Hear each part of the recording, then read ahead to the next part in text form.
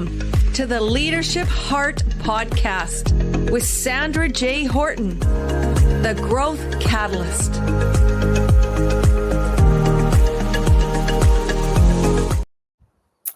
Oh, wow. Welcome to the Leadership Heart Podcast.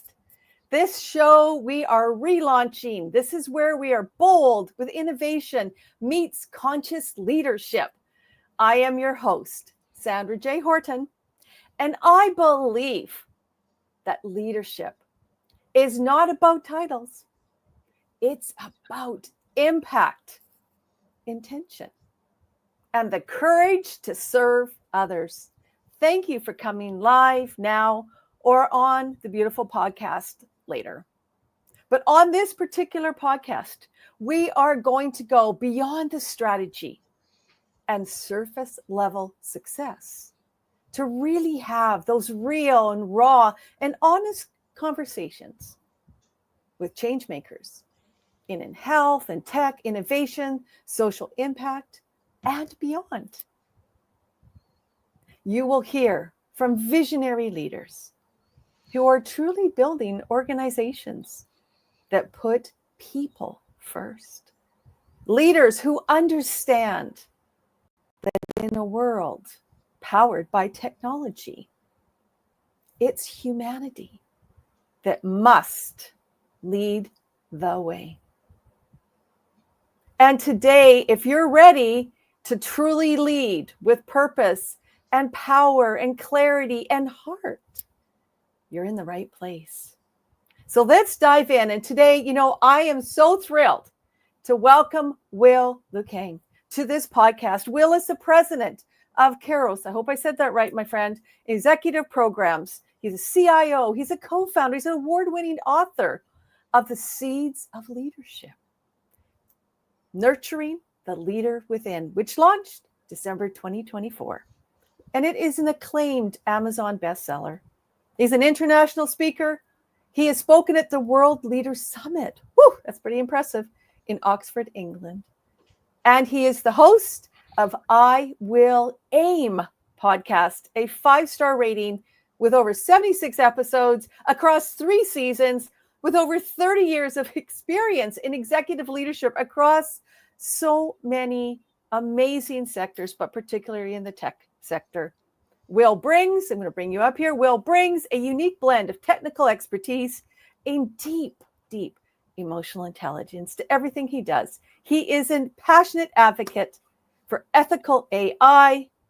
Will, welcome, and here he is. Welcome, Thank you Will. very much, Sandra. I'm really honored to be here today to have a conversation with you. Thank you for the opportunity. Well, Will and I, we were fortunate enough to meet with Arafath in the Global Master X Summit, and we just connected. We shared this heart and this passion, and welcome all those who are listening live today, because, we shared this true connection. And what I really appreciated, Will, let's just dive into this right now, because we have so many beautiful areas I want to get into today, that, your journey truly spans not only tech, but all the good work you're doing in leadership and coaching and advocacy. So if you were to go within your heart and kind of unpack all of those different areas, truly, what has anchored you throughout those 34 years in your career, especially in this rapid changing space? Like, what has really helped support you to be the leader, the amazing person that you are today? Wow, thank you for the kind words. I would say it starts with when I was working with my dad in our convenience store. I was 5 years old, being able to be on the ground floor, observing how he treated the people that works with him. I couldn't say work for him because he always worked alongside them. Yeah. He doesn't look at himself as a manager or a boss, but someone that works with them. And being able to observe how he conducted himself and how he cared so much about his people, like, making sure they eat on time, that their families cared for, and always be there for them and working alongside them, I think was an eye-opener. And when I was young, I didn't really know what leadership is all about. But seeing everything that my dad was doing, and as I progress in my career and applying the word that really resonates with me is care, right? Mm. In everything we do, care is extremely important. When you care, you do the best you could. You do the best the work you could for your your manager. If you are leading other, you care about your people. You do the best you could to bring them along and make sure that not only are you accomplishing the company's goal and objective, but you're also helping them grow in their journey. Hmm. To me, Yeah. I would say having the opportunity to observe my dad and learning how to care about people. Yeah. And caring is so important. It's almost, and I'm going to use this word, it's not an overgeneralization, but a bit of it is the word care. You know, like it would be a good, interesting reflection for everyone who's listening now or later. Like, how do you define care? What is care or caring mean to you? One's a noun, one's the verb. And to me, it's aligned to servant leadership. Yes, And servant spot on. leadership is very powerful. I mean, that's how I feel you showed up in those principles, you know, that you just espoused, like what you're saying you got from your dad. So how has servant leadership really, truly foundationally impacted you? Like you've made a commitment to everything you do to be a servant leader. I think you said the right word. You made a commitment. It's an intentional and purposeful way of approaching not only your work, but your life, thinking about others before yourself. And I want to clarify that it's not that I don't care about myself. Of course, I care about myself, but I cared about the welfare of the people that works for me, like works with me. And I focus on making sure that I'm not only bringing them along, I'm championing them. I'm pushing them forward and coaching and mentoring them to give them the opportunity to actually grow, right? Mm-hmm. And not And one of focus the on, things, you know, Will, sorry to interrupt you there. One of the things that I just wanted to jump in on that because I think that's really important boundary setting, isn't it? Because you're choosing to want to build that relationship with someone else. Like it really is a dialogue, a two-way exchange, but you're still self-caring, you're still setting boundaries. So how have you been able to, you know, show others to role model that? Because that's an important trait, especially in this rapid changing world we're in. leading by example, Mm. right? Not only you can't tell people that you all have to work really hard and sacrifice everything. Mm-hmm. And there are times that I need to step back and say, I'm not 100% right now, and I couldn't really give you the time and the effort commitment that I could. But I'm going to come back and check in with you and make sure that what you need is taken care of. And what that goes to show is it's okay. It's okay for you to not be okay because Mm. you can't be 100% all the time. And as I learned from my other mentor in my career is you cannot pour from an empty cup. You cannot. So Mm-hmm. it's important for you to not only understand your limitation, but let people know that it's okay to not be 100% at any given moment. I love that. And it's almost like we're giving ourselves grace, aren't we? We're giving Yes. ourselves that it's okay.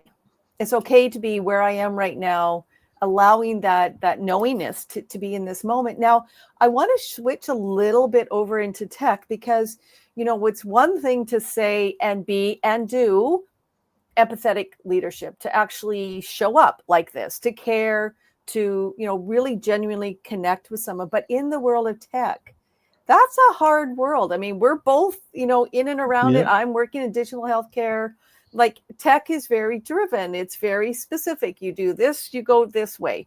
And the soft skills can sometimes be perhaps maybe perceived as being soft.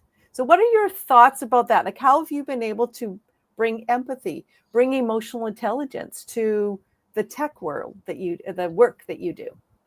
It's extremely hard. I have to tell you that Yeah. because in many ways, tech is pour in yourself and work really hard. And many years of my career, especially early on, I was like that.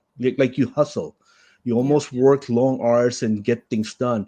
But as I move up, I always make it a point to check in with the people that I work with Mm-hmm. and to ask questions because sometimes asking for help is something that we're not really good at. And I personally took me years to realize that at first, especially in tech, like when you ask people about how to do this code because you couldn't get yours to work, you felt people judge you.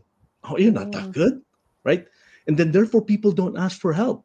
But if you are leading people, sometimes it's okay to pull them in and says, we have this problem. I honestly don't know everything that we need to do, but let's talk about it.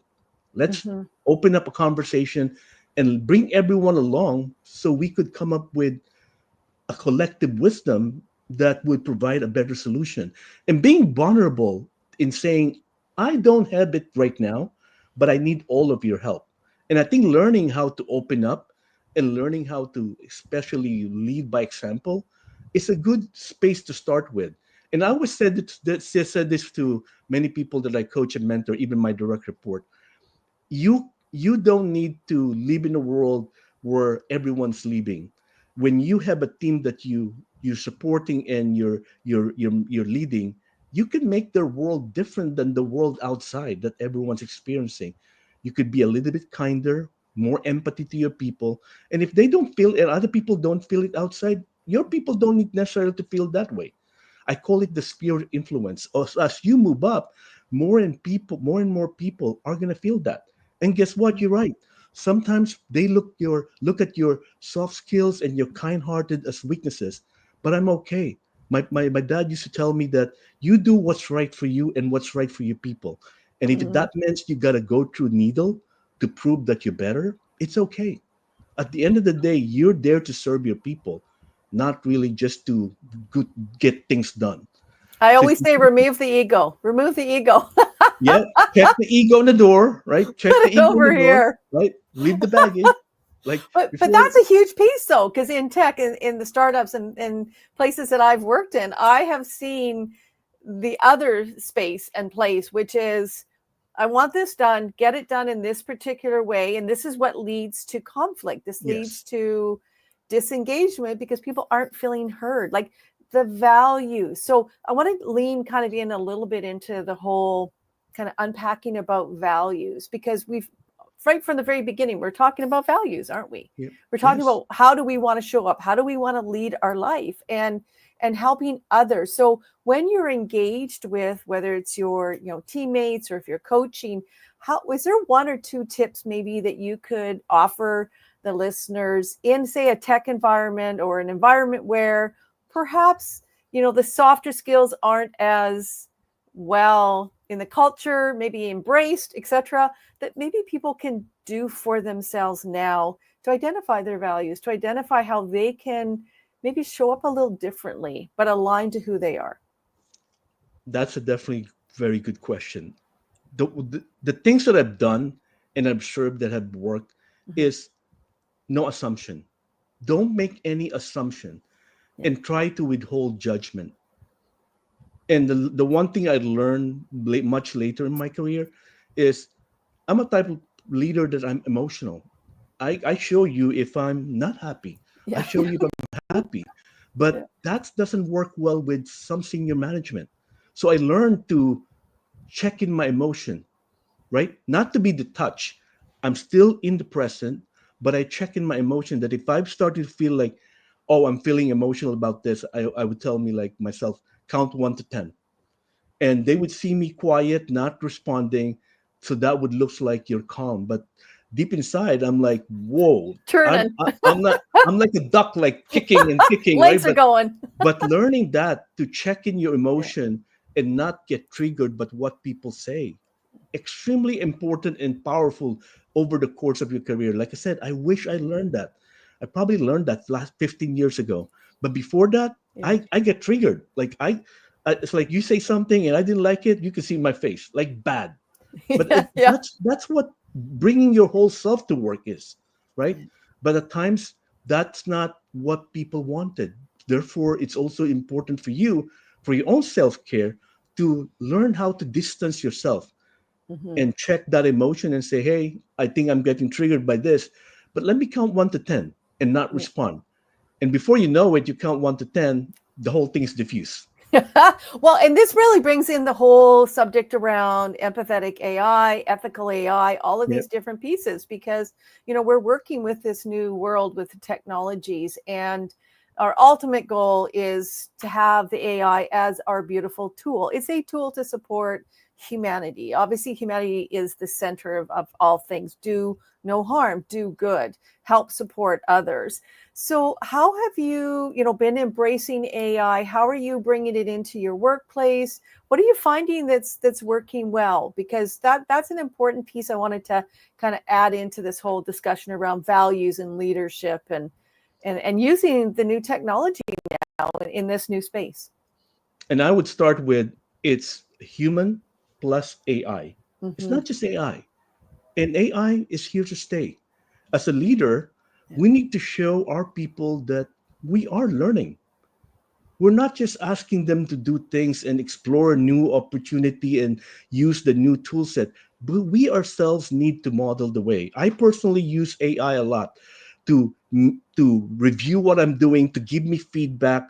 I use Perplexity for researching. I found it to be very effective, giving me like point blank like facts that I could verify, right, and fact Mm-hmm. check.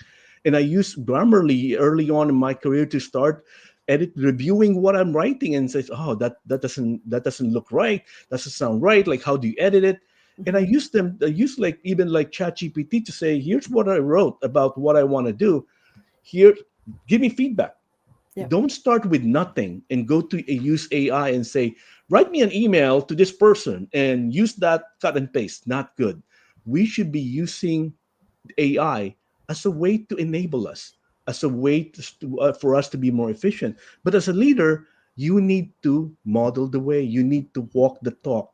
You need to talk to people about being responsible about using AI, being ensuring that what you're developing is safe, right? Mm-hmm. And it has no bias, and it's actually protecting the data privacy of your client.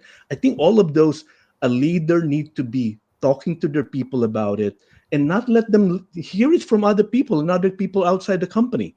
Yep. Because at the end of the day, as a leader, it's our job to work together and come up with an AI strategy. What are we going to use AI for? And Mm-hmm. many companies I notice they're chasing the next shiny object, or they're Yep. doing that. Company X is doing that. That's not going to help your organization. You're going to end up chasing tools, and that's going to cost you more money and more churn. So you need to sit down and think about what's your AI strategy. Why do we want to use AI? What are we going to use it for? And how does it tie to our mission and vision? And I talk to people a lot about this because it's important for you to lead at the forefront and Mm-hmm. not just tell people what to do and expect some miracle to happen. Because without human, AI is only going to do certain things that it's going to, produce out of bound, like hallucination, bias, right? So if Yep. you don't have the right people leading the effort, you're going to end up with the result that you don't want.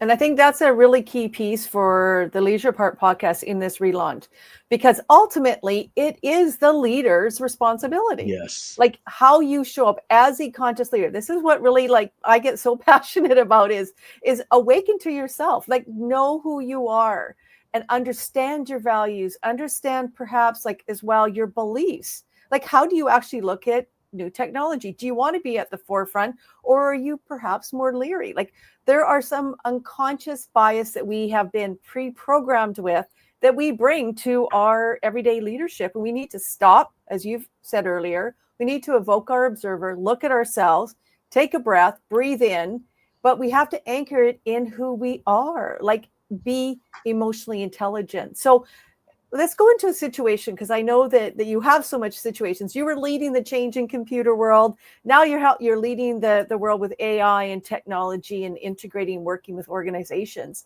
How are you managing the drive, as you talked about a little bit earlier, I call it velocity, the motivation. We have to get ahead. We've got to get on this. We've got to jump. You talked about a strategy. So how do you work with teams to really give that balance back to, we need to be clear, we need to do our vision and our mission, but we have to align to our values versus let's go and get it done and only look at outcomes and output. Like the efficiencies of what this could do? I think starts with a conversation. Starts with a conversation with leaders, and I'm part of you're I know you're very active with AI. I'm part of AI 2030 initiative, Mhm. and our mission is to make sure that AI is good for human. It's good for all, right? Focus on responsible AI. Having those conversations with people is extremely important. Going out of your way to talk to people about what are they doing and how they're using AI, Mhm. and making sure those conversations happening. And then for those people who are afraid because they people talk about AI is taking your job, AI is going to do this, AI is going to do that. Also have a conversation with people who are, I believe, are data steward. These are Mm. people who knows the data in and out. They might not be extremely technical, but they know the data, and also have a conversation with them to say, hey, you have a voice. You have a Mhm. voice because you understand the data. And remember, AI is not going to be good without the proper data being tested. If you Yeah. don't test with proper data, guess what you're going to get? Bias. Guess what you're going to get? Hallucination, false result. How Mhm. do you avoid all of those? Include the people that are, they call themselves non-technical, but they know the data. Bring them with you through your journey, and it's going to be hard. There's going to be a lot of people saying other things, or maybe naysayer, but show results. Take Mhm. baby steps into where you need to be. Don't go with a big bang approach. Don't follow what everyone's doing. Understand what value does it bring to your business.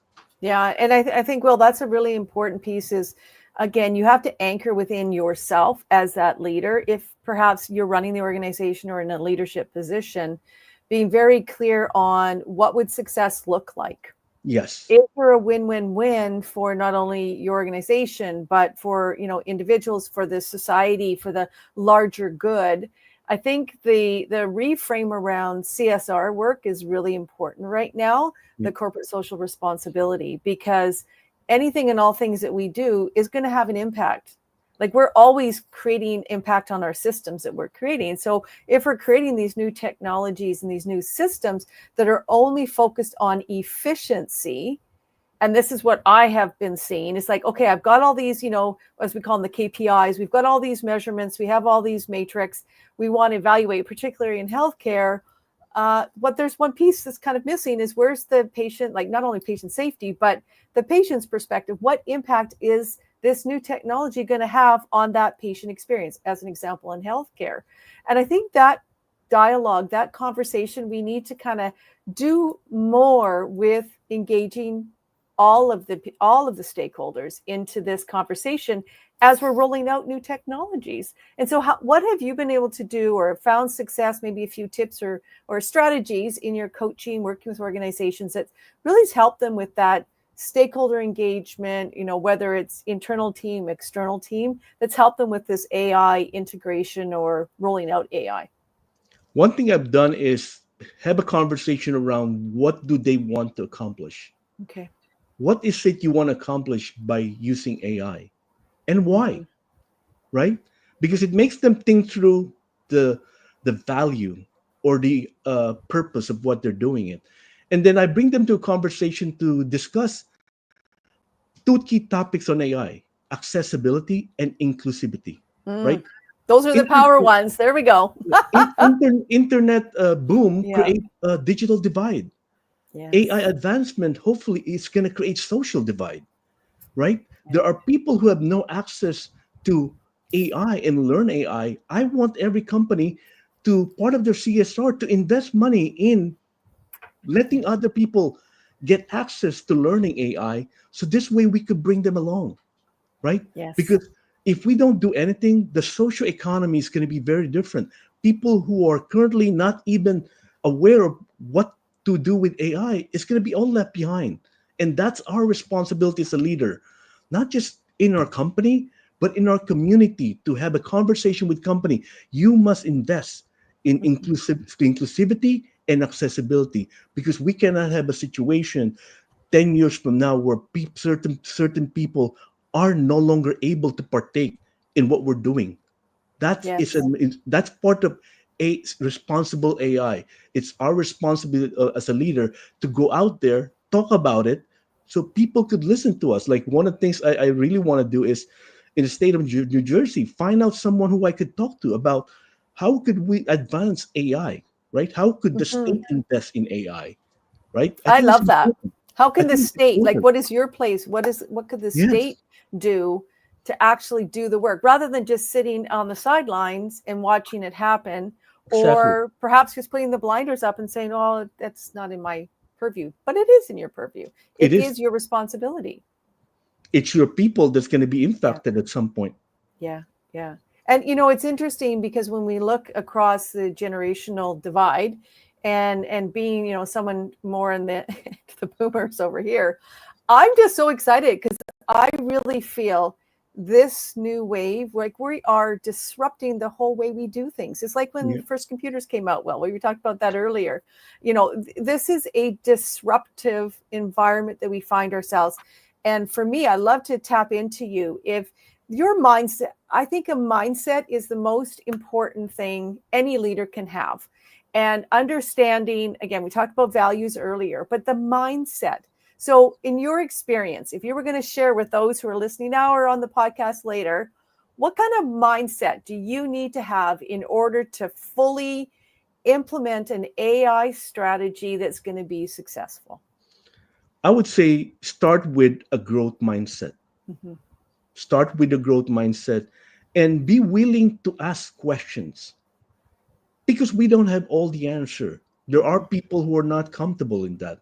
But in this new wave of development and changes, we Mhm. need to show that we could ask the question when it needed to be asked, right? We also need to be able to yield to other people who knows it better than we do and be comfortable with it. Certain people know this topic better than I do. I want to partake. I want to listen into the conversation. I want to listen so I would learn, right? Having that growth mindset is extremely important for us, not only to navigate but adapt to the change that's coming. Because at the end of the day, all of this change would be implemented properly when leaders are on the ground doing the work with everyone. And I Mhm. would Yeah. emphasize that a leader cannot be just in the office, in the corner, looking at stuff and Yeah. telling people what to do. Leaders need to be on the ground among everyone, having the conversation, doing the work with people. And that's how I think we're going to get it to be in the right place. Yeah, and I love that. And I go back to what we shared about earlier. And thanks to those who are, dropping in on the live and those who will be, listening later in the podcast. There's so many golden nuggets here. Thank you, Will. The other thing that really kind of spurs me on with all of this is the understanding that we are not fixed individuals. Like Yeah. we can reprogram, and this is why the leadership heart, the connection between the heart to the mind to that higher purpose, that consciousness, the alignment of who we are as individuals. And really, at the end of the day, we all are going to have a legacy. We're all going to leave something in this world, whether you're inventing a new AI or bringing a new organization or just building an amazing culture that supports humanity, through AI. If you were to, put yourself forward, future pace yourself in the future, what would your legacy be? Well, I don't know. That's a tough question. I'm I not know it really is. thinking about my legacy. How, if I have to pick one thing, and I want people to remember me as someone who cared about Mm. them, someone who cared about them, regardless of what technology they're working on, regardless of what situation that they're in. I want to be remembered someone who cared, someone who go the extra mile to help people, even when they themselves are going through something. Mhm. Sometimes, when we're going through something, we could shut the world because we're starting to like think about ourselves, and to be someone that in spite of you do facing some challenges yourself, you still have an open heart. Like I love the word heart in your title, right? Leadership Mhm. heart, to actually spend time with other people, because I do believe that no matter how bad your situation is, there's always other people in even tougher situation than you do. So if Mhm. I want to be remembered, a leader who care. Ah, I love that. And you're demonstrating that. You are role modeling that every single day. And in your great book, and I'm going to bring it up here because it's important, right? Like your contribution to this world is incredible. And I'll talk about your podcast in a second, but the seeds of leadership, nurturing the leader within. And really, when you get into technology, get into the leadership part, you get into all of these different areas, it all comes back to that, doesn't it? It's from within to change to without. And so what prompted you, like within this book, are there any golden nuggets that's aligned to this conversation today? Because that's really also part of your legacy, Will, is leaving this amazing contribution of a book. So I'd love for you to share a little bit about your book. Thank you. Thank you for the opportunity.